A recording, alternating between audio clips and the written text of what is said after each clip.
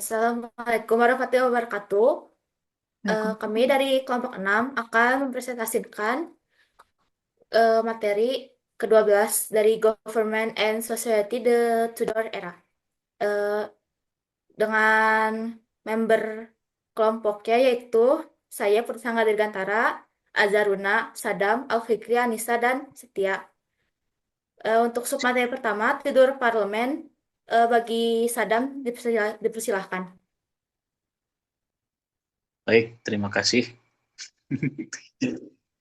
Okay, Tudor Parliament, number one, the evolution of authority and royal control. Although the Tudor monarchs were inherently undemocratic, they unintentionally increased the power of Parliament by using it to legitimize their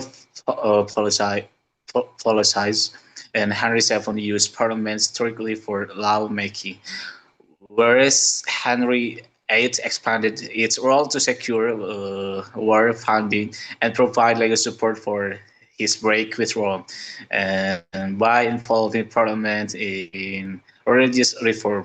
Henry VIII granted to the institution a level of authority it had never held before.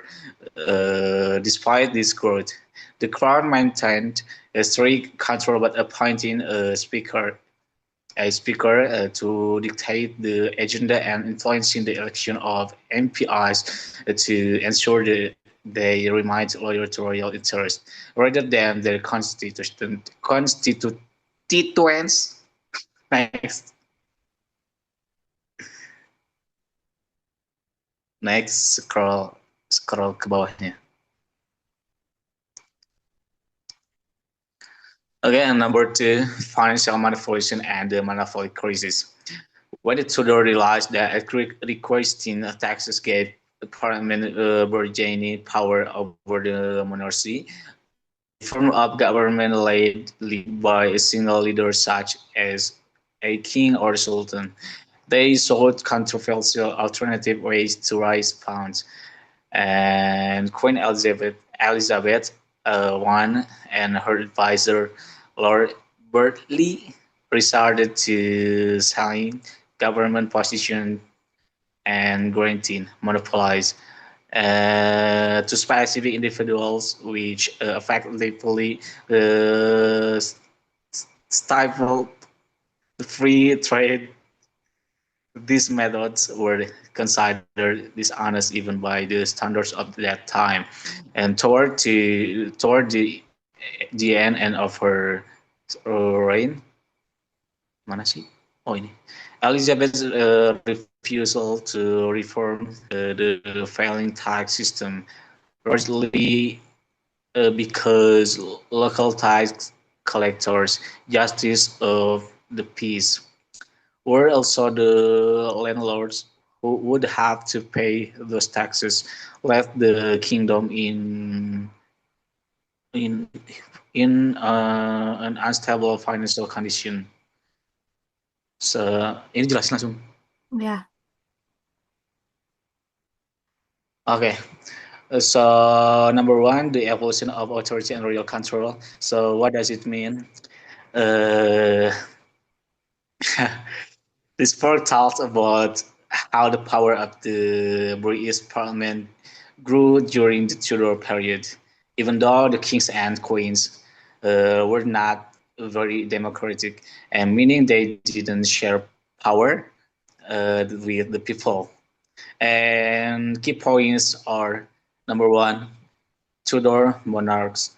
These were the kings and queen of England during the Tudor dynasty, which included famous figures like Henry VII and Harry VIII.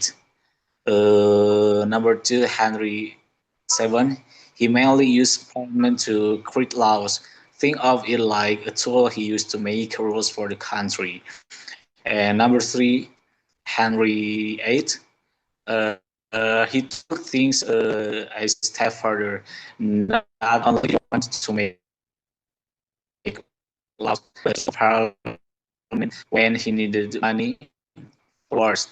And yeah, when he wanted he wanted to change the church rules. This parliament more important than it had before. And number four, control of parliament. Even though parliament was gaining power, the monarch still kept tight control. They appointed a person called a speaker to manage what parliament would discuss about manage what the parliament will discuss and make sure that the members of parliament MPs were loyal to them rather than representing the people who elected them.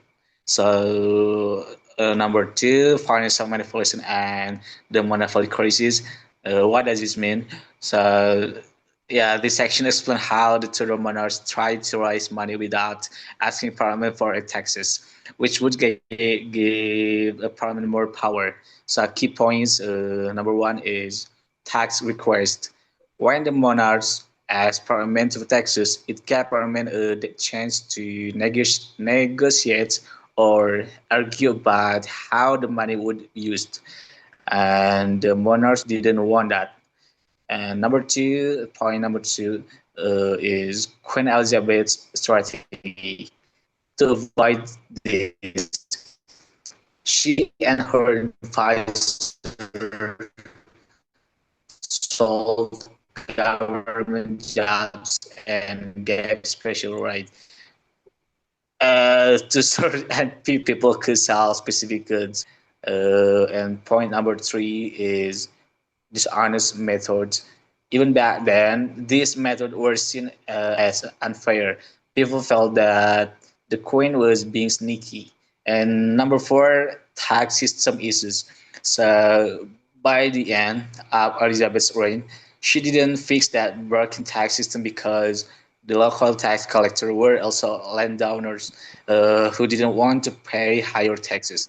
This left the country in financial trouble. So, for example, imagine a town where the mayor starts selling the right to sell ice cream to just a person. This percentage whatever they want. So, in other words, vendors can compete. Meanwhile, the mayor avoids asking to town council for money. So they can question how town's budget is held. Thank you. Enough.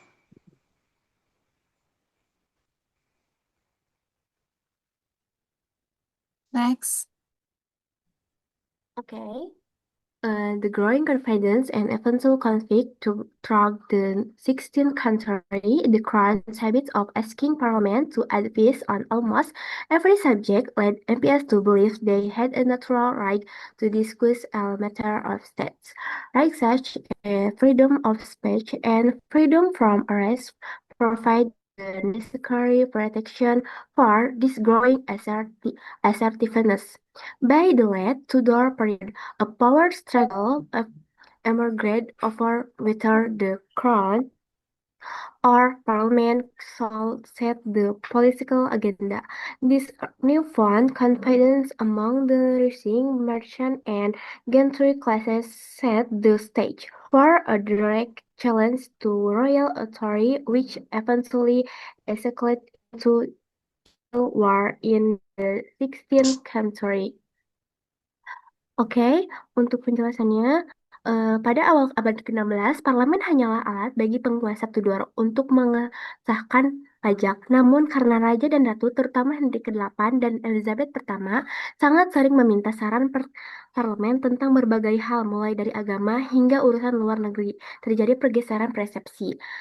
Anggota parlemen mulai merasa bahwa keterlibatan mereka bukan lagi sebuah keistimewaan yang diberikan oleh raja, melainkan sebuah hak alami. Mereka merasa bahwa urusan negara tidak sah jika tidak didiskusikan di dalam gedung parlemen. Salah satu pondasi utama kekuatan parlemen adalah perlindungan hukum bagi anggotanya, freedom of speech. Tanpa hak ini, anggota parlemen bisa dihukum mati jika mengkritik kebijakan raja. Dengan adanya jaminan ini, mereka menjadi sangat berani dalam menyuarakan ketidaksetujuan. Yang kedua, freedom from arrest. Anggota parlemen tidak boleh ditangkap selama masa sidang. Ini memastikan bahwa monarki tidak bisa menggunakan kekuatan militer atau hukum untuk membungkam lawan politik di parlemen. Kepercayaan diri parlemen tidak muncul begitu saja, melainkan didorong oleh kekuatan uang. Perubahan sosial, kelas pedagang, dan bangsawan menengah tumbuh menjadi sangat kaya karena perdagangan global. Dampaknya mereka orang-orang yang membayar pajak paling besar karena merasa sebagai penyokong dana negara. Mereka menuntut kontrol yang lebih besar atas bagaimana negara dijalankan. Mereka tidak lagi mau tunduk secara buta pada perintah raja yang seringkali boros karena uang. Di akhir masa pemerintahan Tudor, menjelang kematian Elizabeth I, terjadi perselisihan mengenai siapa yang berhak menentukan agenda negara, the Crown atau parlemen. Ketegangan ini menciptakan sebuah bom waktu. Dinasti Tudor digantikan oleh dinasti Stuart yang lebih otoriter. Ketegangan ini tidak bisa lagi bendung.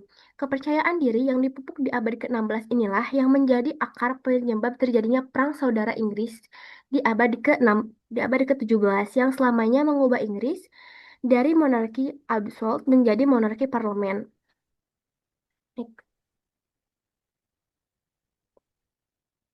Udah. Udah.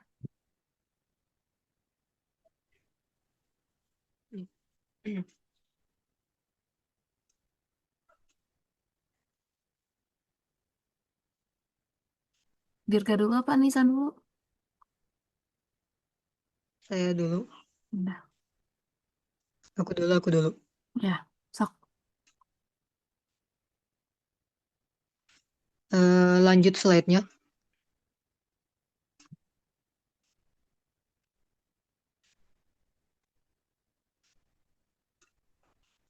Slide-nya lanjut. Udah ini udah. Udah lanjut. Walah ngebug. Tar. Okay. Next is rich and poor in the town and country. In 1040-85, much of the countryside was still untouched. Scattered across this country were islands of human settlement, village, and towns. Few towns had more than 3,000 people, the size of a large village today. The population increased, the unused land was cleared for sheep, and large areas for forests were cut down to provide wood for the growing shipbuilding industry. The price of food and other goods rose steeply during the 16th and early 17th centuries. The government tried to deal with the problems of rising costs by making coins which contain up to 50% less precious metal. The only reduced the value of money, helping to push price up. In England and Wales, the population almost doubled from 2.2 million in 1525 to 4 million in 1603, twice the number of people needed twice the amount of food. It was not produced. And living conditions got worse as the population rose. In the countryside, the people who did the best in the situation were the yeoman farmers who had at least 100 across of land. Most people, however, had only 20 acres of land or less. Because of the growing population, it was harder for a man to find work or to produce enough food for his family. Jadi artinya, pada tahun 1485 terjadi kesenjangan sosial yang dimana populasi sebelumnya yang awalnya ada 2,2 miliar itu meningkat 2 kali lipat, yang dimana penghasilan pangan dan makanan untuk orang-orang menjadi berkurang sehingga beberapa di antaranya menjadi miskin, bahkan mencari pekerjaan atau memproduksi makanan pun menjadi sulit. Dan pemerintah sudah mencoba untuk menggunakan sebuah 50% untuk untuk meningkatkan atau menaikkan harga untuk sementara waktu. Sedangkan Di sisi lain, jumlah paling banyak yang dimiliki ladang yaitu sekitar 100, sedangkan sisanya kurang lebih 12 hingga ke bawah atau 20 ke bawah. Karena saking sulitnya untuk mendapatkan suatu pekerjaan, pangan, ataupun hasil makan untuk keluarga. Lanjut slide berikutnya.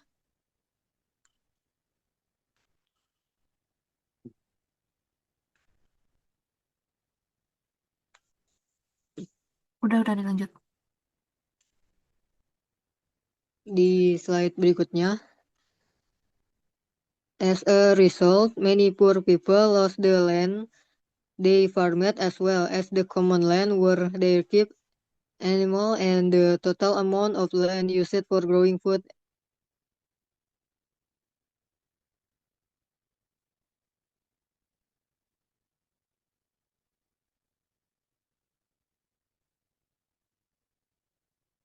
Keluar ya?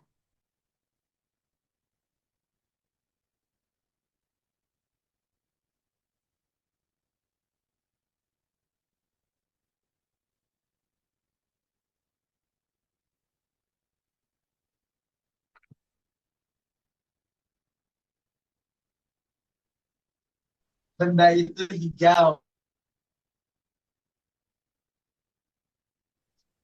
Ini gimana? Mau di skip dulu atau ditunggu? Ini pangkat aing sih gua spinnya. Dirga lanjut aja ke kamu.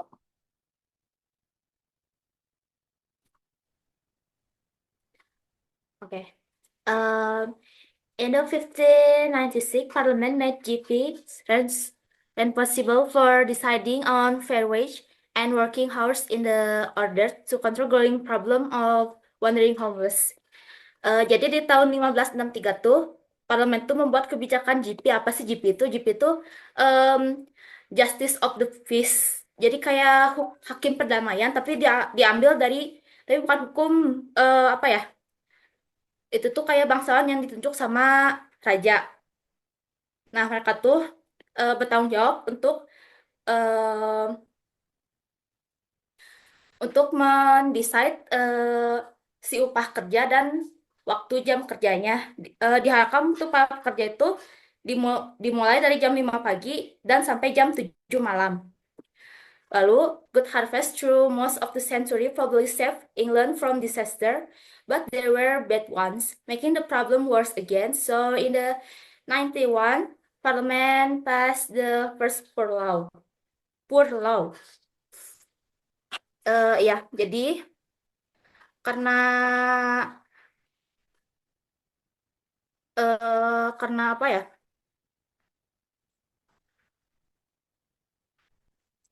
Karena wait, wait. No. I know.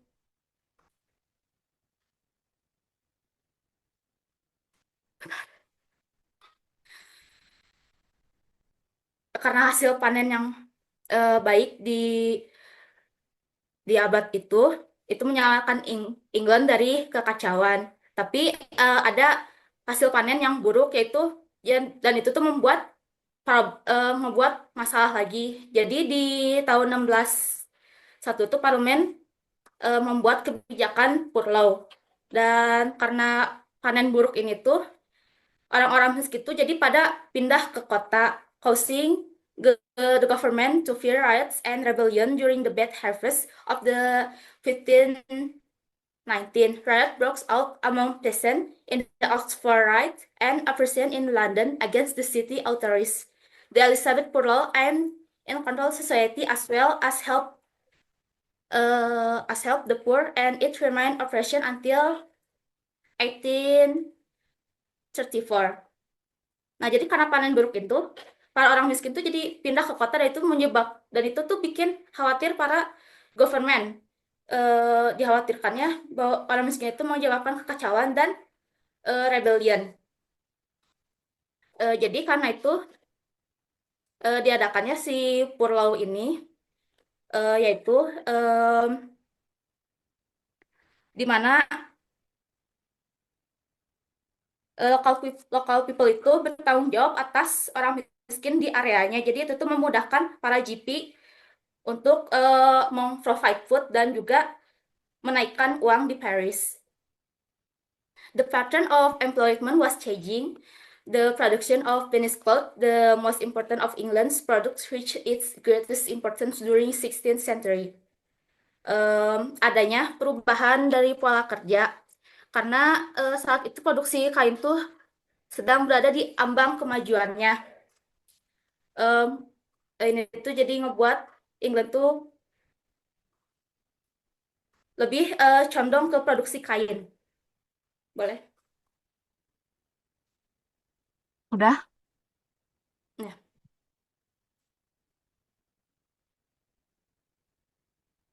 Boleh di scroll ke bawah. Tuh kan? Kenapa sih? Banyak Oh, cobaan. Nah, Mai, lanjutin.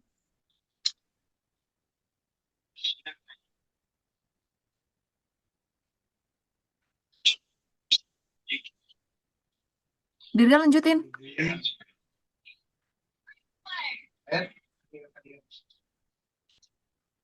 Nah, Dirga.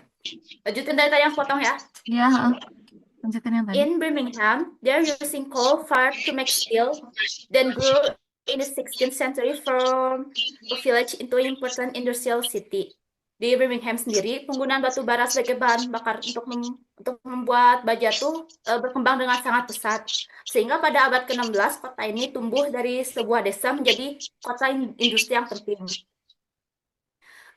Coal was unpopular, but it burned better than wood and became the most commonly used fuel, especially in London. Batu bara awal tidak populer, tapi karena terbakar lebih baik daripada kayu, batu bara akhirnya menjadi bahan bakar yang paling umum digunakan, terutama di London. In 1516, London used 33,000 tons of coal from Newcastle, but by 1600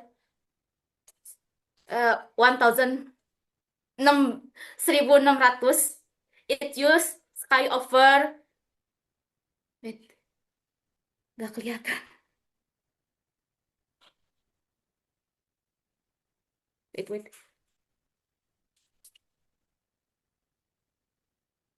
It used 5 times. Oh, bentar. Tadi dikata. Jadi di 1560 London use 33.000 tons of castle, but by di 1600 it used sky over in London. A foreign ambassador wrote that the city stinks and was the filthiest In the world. in the world. Jadi pada tahun 1560 London menggunakan 33.000 ton batu bara yang didatangkan dari Newcastle. Pada tahun 1600 jumlahnya meningkat pesat menyebabkan langit London dipenuhi asap. Seorang duta besar asing menulis bahwa kota itu berbau busuk dan merupakan kota paling kotor di dunia.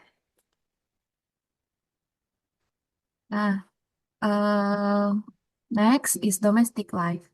Foreign visitors were surprised that women in England had greater freedom than anywhere else in Europe. Although they had to obey their husband, they had self-confidence and were to not keep hidden in their homes as women were in Spain and other countries. They were allowed free to easy ways with strangers, as one foreigner likely noticed. You are received with a kiss by all. When you leave, you are sent with a kiss. You return and kisses are repeated.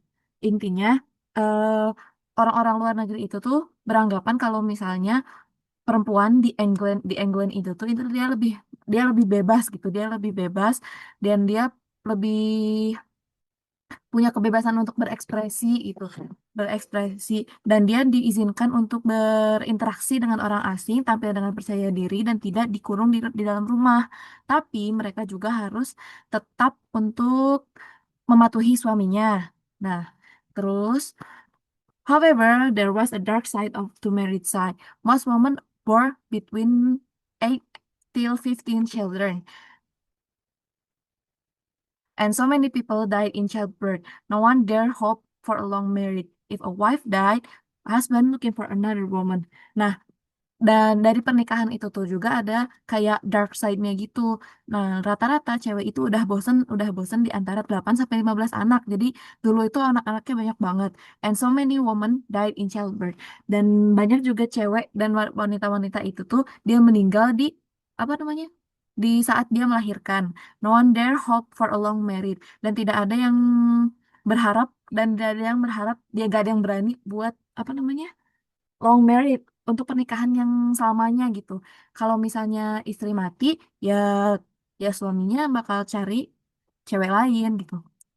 Both rich and poor live in small family groups. Brother and sis usually did not live with each other with their parents once they grow up. Nah, maupun apa namanya, maupun kaya atau miskin, dia itu tinggal di satu keluarga gitu. Nah, dan kakak beradik kalau misalnya mereka udah gede dia nggak akan tinggal lagi sama orang tua mereka alias mereka tuh bakal dilepas buat cari kerja mereka sendiri gitu. Apalagi apalagi anak kecil yang miskin dia itu bakal disuruh kerja dari umur 6 atau 7.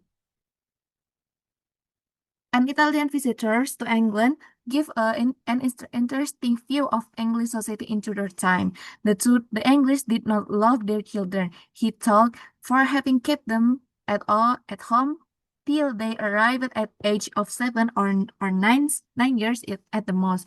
They put them out, boys or girls, to head service in the house of other people, holding them to 7 or 8 years. Hard service. They say do it in order that their children might learn better manners, but I believe that they do it because they are better served by strangers than they would be by their own children. Itu tuh jadi kayak ada salah satu Italian visitors gitu loh. Bentar. Hmm. Oh, ini. Jadi kayak salah satu Italian visitor itu tuh bilang ke dia kalau misalnya dia nggak ngasih pandangan gitu kalau misalnya orang Inggris itu sangat mencintai diri sendiri mereka sendiri dan segala sesuatu yang berkaitan dengan mereka. Mereka berpikir bahwa tidak ada manusia selain diri mereka sendiri dan tidak ada dunia lain selain Inggris. Setiap kali mereka melihat orang asing yang tampan, mereka berkata, "Wah, dia seperti orang Inggris." Dan juga menurut orang Italia ini tuh orang Inggris itu tidak mencintai anak-anak mereka. Mungkin setelah anak-anak itu tinggal di dalam rumah sampai usia 7 atau 9 tahun, mereka akan dikirim bekerja keras, dikirim untuk bekerja di rumah orang lain gitu. Singkatnya, orang Italia itu melihat orang Inggris itu juga sebagai orang yang egois gitu, yang egois dan sangat nasionalis. Dan mereka itu menganggap anak-anak dan mereka menganggap dan memperlakukan anak-anak mereka dingin dan praktis, bukan penuh kasih sayang. Terus, most of people had large and better home to live than ever before. Chimneys which before had only been found in the homes that rich, were now built in every homes. Jadi orang-orang itu tuh sekarang punya rumah yang lebih besar dan lebih baik dari sebelumnya. Dari zaman Tudor ini tuh rumah-rumah tuh jadi lebih baik, tingkat sosial itu lebih baik. Chimneys itu kayak dia cerobong api gitu. Cerobong api itu yang sebelumnya itu cuma ada di orang-orang rumah orang-orang kaya, tapi sekarang itu tersebar rata gitu di mana-mana. Jadi semuanya tuh ada. Terus between be- between 1530 and 190, almost everyone doubled their living space. After 5070, the wealthy yeoman's family had 8 more rooms and worker.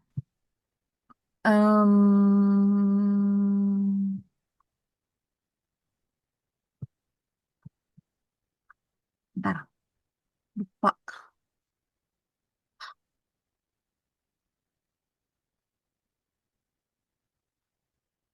Nah, pokoknya tahun segitu itu, di tahun segitu itu orang-orang tuh udah berkembang dengan pesat gitu loh. Kayak ekonomi udah bagus, orang-orang kaya, orang-orang miskin tuh udah dapat apa namanya, udah dapat pekerjaannya gitu. Nah, terus habis itu ruang hidup itu hampir 2 kali lipat. Jadi kayak petani itu punya punya 8 ruangan dan tapi sebelumnya tuh nggak pernah dan dia itu furniture itu makin banyak. Nah, terus habis itu the suffers badly during the Tudor period. That's where the unmarried women. Before the Reformation, many of these women becomes nuns, and then they become safe and respected. After the dissolution of the monasteries, thousands become beggars and wrought of England. In future, the unmarried woman could only hope to be servant in someone else's house or to be kept in her own family. She had a choice. She has a little choice in her life. Nah, kalau misalnya dulu itu, tuh, eh jadi kalau misalnya kayak wanita lajang gitu, wanita masih perawan gitu, dia tuh udah dia sebelum apa namanya? Sebelum zaman Tudor itu mereka tuh jadi apa? Biarawan, dia di biarawan. Jadi mereka itu di sana safe dan respected. Jadi mereka tuh aman dan dihormati gitu. Dan after dissolution of monasteries, thousands become beggars and on the roads and England. Dan dia itu abis dissolution itu mereka jadi kayak eh, gelandangan di jalanan.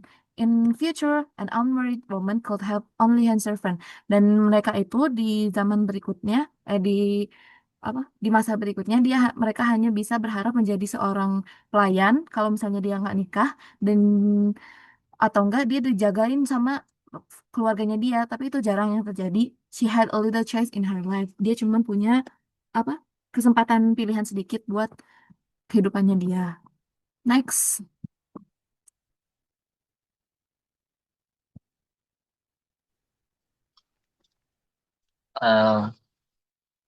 Language and culture. At the beginning of the period, English was still spoken in a number of different ways. There were still reminders of Saxon, Anglo, Jew, and fighting invasion. Jadi di saat masa Tudor itu, mereka masih, maksud saya mereka berbicara dengan banyak perbedaan karena masih ada sisa-sisa dari Saxon, Anglo, Jew, dan Viking invasion atau ya bangsa Viking. Since time of Chaucer in the mid-14th century, London English had become accepted as standard English. Itu sejak saat Chaucer ya, bahasa Inggris itu dijadikan sebagai standar karena Chaucer itu memiliki banyak sekali karya ataupun jasa. Dia adalah seorang penyair. Intinya dia adalah seorang penyair. Banyak sekali profesi yang dia lakukan. Jadi itu bisa memengaruhi banyak orang. Printing made the standard English more widely accepted amongst the literary population. So the printing made the standard English more widely accepted among the literary population. That's because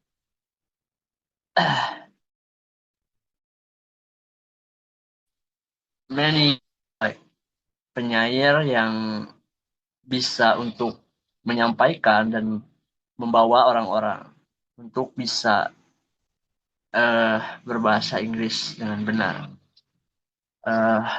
From their time onward, the way people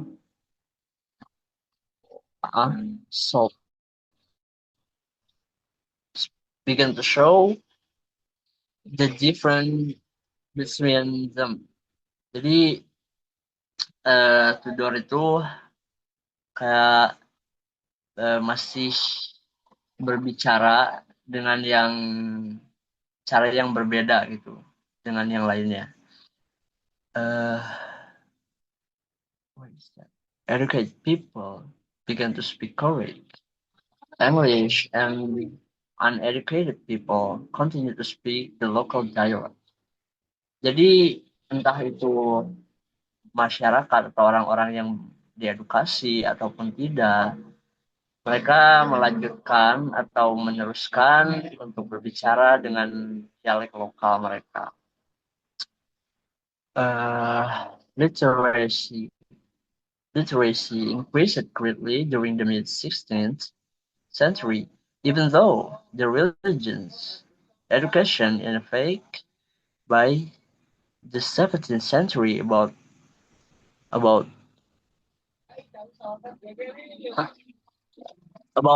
half half the population could read and write.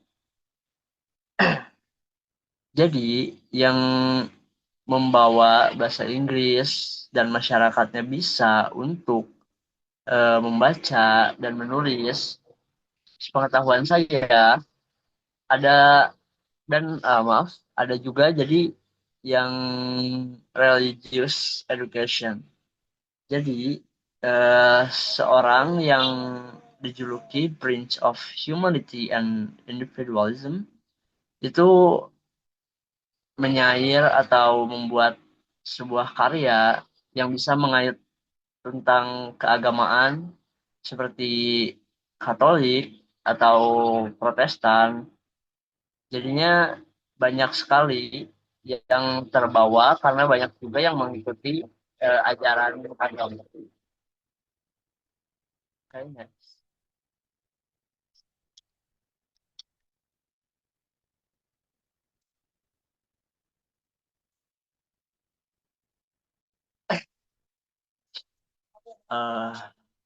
England showed new confidence more than its artistic flowering. During the Renaissance, England felt the effect that Europe because it was an island. England demonstrated new confidence more than its artistic flowering. It means mereka memunculkan atau menunjukkan sebuah kepercayaan diri yang lebih dari sebelumnya yang dari the Renaissance.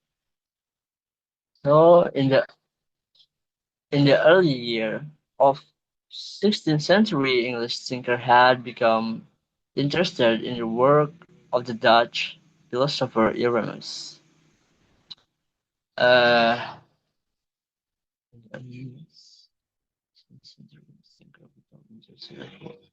Jadi di awal tahun abad ke-6 English thinker. Jadi pemikir dari Inggris atau apa sih ilmuwan atau apa, mereka tuh menjadi tertarik bekerja di dengan Dutch philosopher Erasmus. Renaissance was also influenced religion, encouraging the Protestant Reformation, as well as a prayer approach to ways to thinking within Catholic Church. Jadi hampir sama seperti yang sebelumnya. Jadi Renaissance juga menginfluence religion Protestan untuk reformasi. Approach within. Jadi kayak untuk memikirkan tentang gereja Katolik. In Music England enjoyed its most fruitful period ever. There was also considerable interest in the new painters in Europe, and England developed its own special kind of painting, the miniature portrait. Jadi di sana tuh muncullah karya yang disebut miniatur, yang itu tuh seingat saya muncul di era yang ramai di era Elizabeth juga pertama. Jadi itu semacam sebuah ciri khas dari mereka untuk yang disebut miniatur, potret miniatur. Yeah.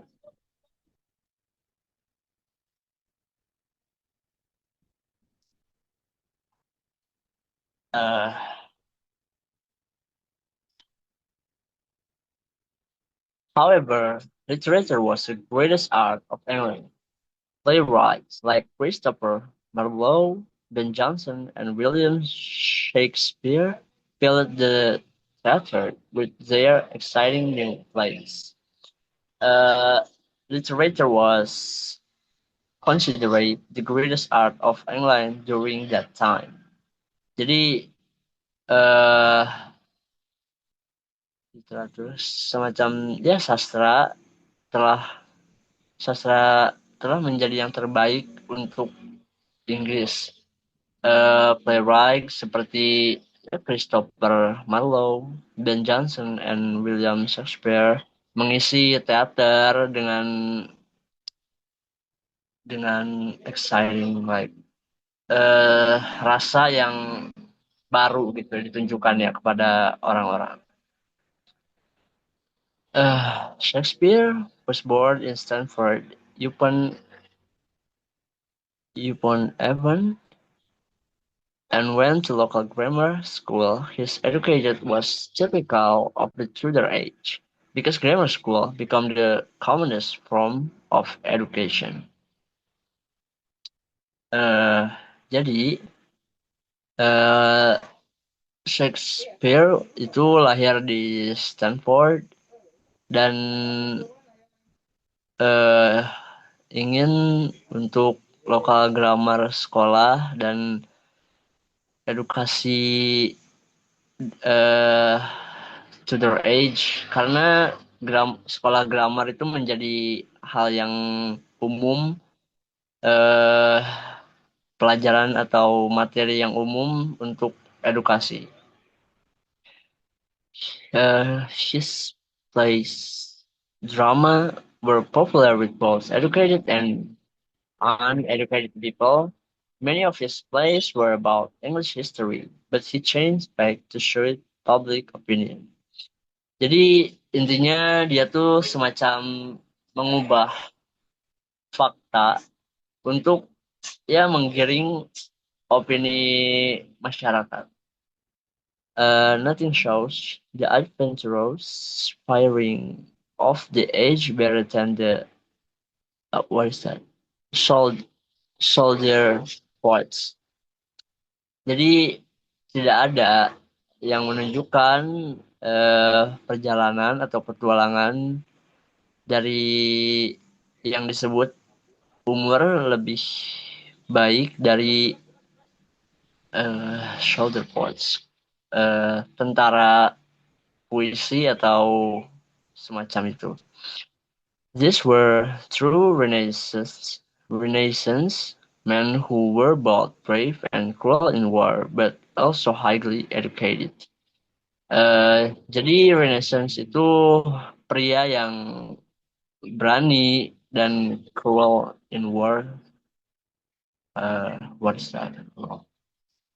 Ya tapi ya intinya dia tuh seorang yang pemberani dan sangat kuat di perang, tapi dia juga memiliki edukasi yang tinggi untuk dirinya sendiri sebagai pemikir. Sir Edmund Spencer, who fought with the army in Ireland, Sir Philip Sidney, killing fight the Spanish in the Netherlands, and Sir Walter, Raleigh, adventurer and poet. Jadi Sir Edmund Spencer itu telah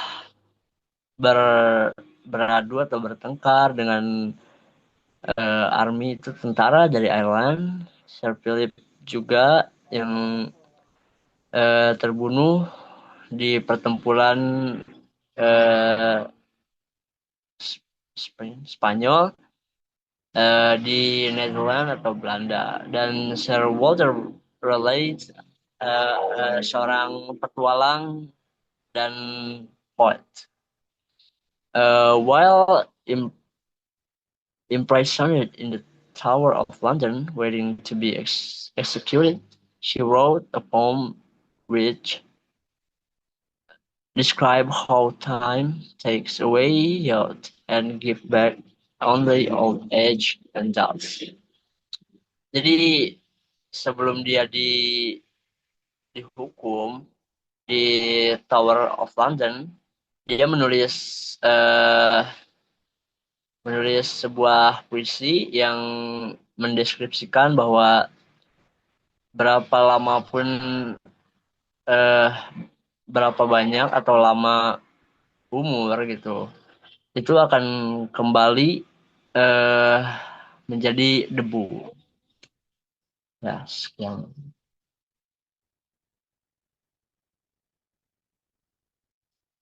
Udah? Ya, udah. Anissa lanjut lagi. Ya, Anissa ada? Ada. Habis waktunya. apa? Udah kan ya? Udah boleh out kan? Ntar ya, Anissa aku bikin room baru lagi. Ya Allah. Boleh diinin. Dah, lanjutin. Ini ke bawah. Ya udah. Oh, ini belum. Udah ini, dia aku udah. Oh, aku belum. Bentar. Oh, ini lagi. Bentar. Nah. Oke, mulai ya. Ya. The successful men of this new capitalist class show off their success by building magnificent house and church in the village where they work. Jadi di era ini tuh, di mana pria sukses tuh bisa ditandai oleh dia yang membangun rumah mewah dan juga gereja di tempat dia bekerja. The lives of rich and poor were different. The rich ate good quality bread made from wheat, while the poor ate raw bread made from rye and barley. Jadi ketimpangan sosial di era ini juga tuh kelihatan banget ya, di mana orang kaya tuh makan roti itu dari gandum, sedangkan orang miskin tuh biasanya makan dari jelai atau dari gandum hitam yang rasanya tuh emang tidak se good quality dari yang dimakan sama rich people. Lalu Tudor England learn how to make greatly improved steel necessary for modern weapons. Di era ini Tudor tuh akhirnya tahu gimana caranya nge-improve baja buat persenjataan. Yaitu di mana Henry ke-8, Henry VIII, replaced the longbow with the musket, an early kind of handheld gun. Jadi Henry ke-8 tuh ngegantiin busur dengan musket tuh sama kayak senapan, tapi mungkin lebih beda ke bentuknya. Meskipun pas itu tuh senapan tuh nggak efektif busur, tapi karena peluru tuh lebih murah daripada anak panah, jadi gini tuh lebih apa ya? Jadi lebih sering dipakai dan lebih murah juga untuk pelatihan di militer. Improved steel was used for making knife and forks, clocks, nails, and pins. Jadi baja yang udah diimprove ini tuh juga digunakan untuk membuat pisau, garpu, jam, nails, and peniti. Lalu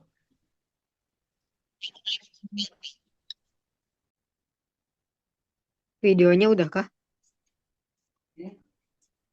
Nah. Sok mulai. Oke lah. Yang bawahnya. Oh, yang kedua. Bawahnya. Iya. Ini udah record. Oke.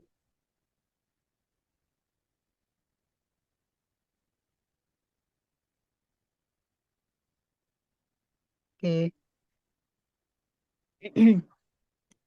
As a result, many poor people lost the land they farmed as well as the common land where they keep animals, and the total amount of the land used for growing food was reduced. There was a clear connection between the damage caused by enclosing and the growth of the cloth thread. As one man watching the problems wrote in the 1583, these enclosures be the cause why the rich men eat up poor men's as beasts do eat grass. All through the century, the government tried to control enclosure, but without much success. Many people become unemployed. There were warning signs that the problem was growing. In 1536, large numbers of people from the north marched to London to show their anger at the dissolution of the monasteries. Their reasons were only part religious. As life had become harder, the monasteries had given employment to many and provide food for the very poor. This this pilgrimage of grace, as it was known, was cruelly put down and its leaders were executed. Without work to do, many people also stole food in order to eat. It is thought that about 7,000 thieves were hanged during Henry VII's reign.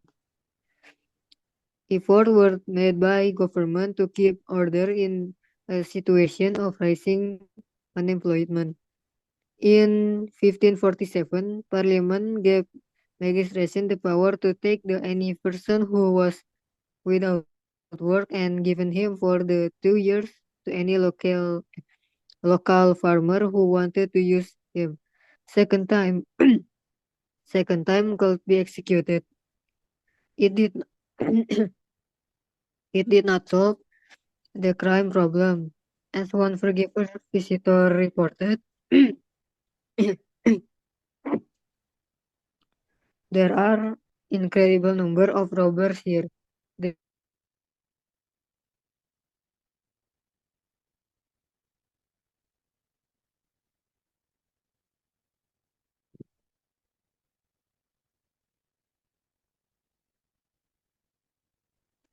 Ya,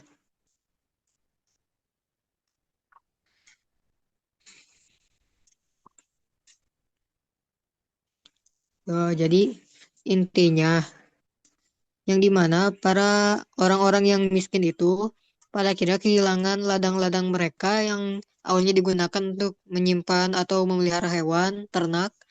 Ini menjadi hilang. Begitu juga untuk bagian pertumbuhan tanaman dan penghasilan pangan juga ikut menurun. Dan juga pada tahun 1583 terdapat seseorang yang menuliskan mengenai this enclosure be the cause why the rich man eat up poor man as a beast do eat grass. Dan juga mengenai perihal terjadinya suatu pencurian yang dimana terdapat 7.000 pencuri dan pemerintah mencoba untuk meredusnya atau menurunkannya dengan cara memberikan beberapa ancaman tertentu. Dan yang dimana pada percobaan pertama yang dimana siapapun yang berhasil ditahan atau siapapun pencuri yang berhasil ditahan pada saat itu harus bekerja pada farmer lokal. Dan jika terjadi untuk yang kedua kalinya maka akan di-executed atau dihabiskan kurang lebih. Tapi hal itu tidak menyelesaikan permasalahan kriminal atau pencurian yang terjadi pada masa itu. Sehingga hal itu tidak terlalu berpengaruh besar mengenai hal tersebut. Ya, itu saja, sekian untuk dipercepat.